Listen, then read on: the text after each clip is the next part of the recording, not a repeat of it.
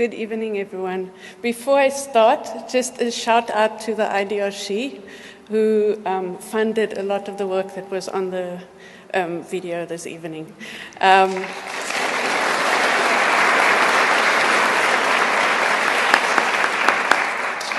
Minister Anand, Your Excellencies, distinguished guests, fellow laureates and friends, thank you so much for this extraordinary honor.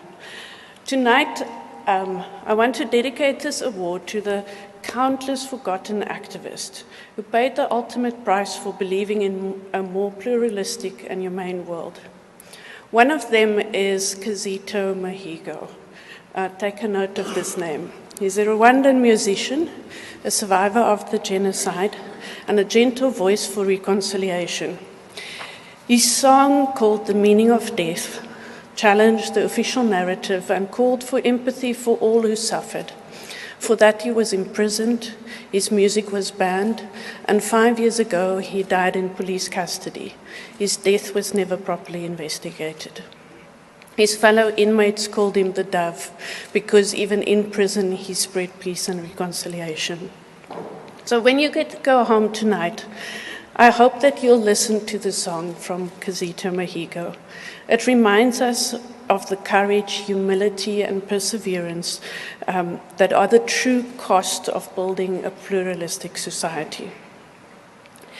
The work you saw in the video tonight is rooted in that same belief.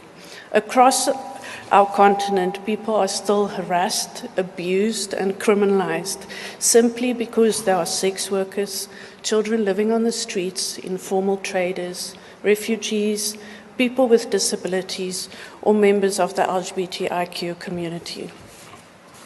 77 years after the Universal Declaration of Human Rights, law enforcement remains far too often the wedge between pluralism and subjugation, and that the law remains a tool through which the powerful can decide who is worthy of dignity and who is not. I grew up in apartheid South Africa, where white Christian nationalism shaped the psyche of an entire nation and traumatized that nation. And when Nelson Mandela walked out of prison after 27 years, we proclaimed ourselves a rainbow nation, a vision that was championed by Archbishop Desmond Tutu, of a country where we could all live in peace and equality. But without deep social and economic change, that dream has faded, and our country has become one of the most xenophobic countries on the continent. And our story is not unique. Across the world, the pendulum keeps swinging toward and away from pluralism, toward and away from human rights. We know the catastrophic cost of religious nationalism and exclusion, and still we find ourselves repeating the mistakes of history. But none of this is inevitable. A different future is possible, but only if we are willing to pursue the legal, political, and economic reforms that make pluralism real, not just rhetorical. Receiving the Global Pluralism Award is therefore not only a profound honor for our organization, it's an affirmation of the communities we stand beside. It recognizes their courage in environments where identity and conscience itself is often dangerous. And I'm humbled to join all of you who here tonight who work every single day to make pluralism a lived reality.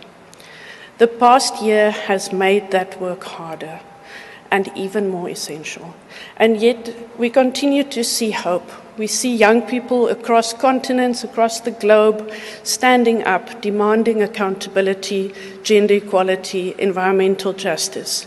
We see Indigenous leaders, people with disabilities, LGBTI communities, and those displaced by conflict insisting on their right to belong. For them, pluralism is not just an ideal, it's about survival. Archbishop Tutu reminded us when he said this, "My humanity is bound up in yours, for we can only be human together. We are different so that we know our need for one another." And with that, I want to thank you very much.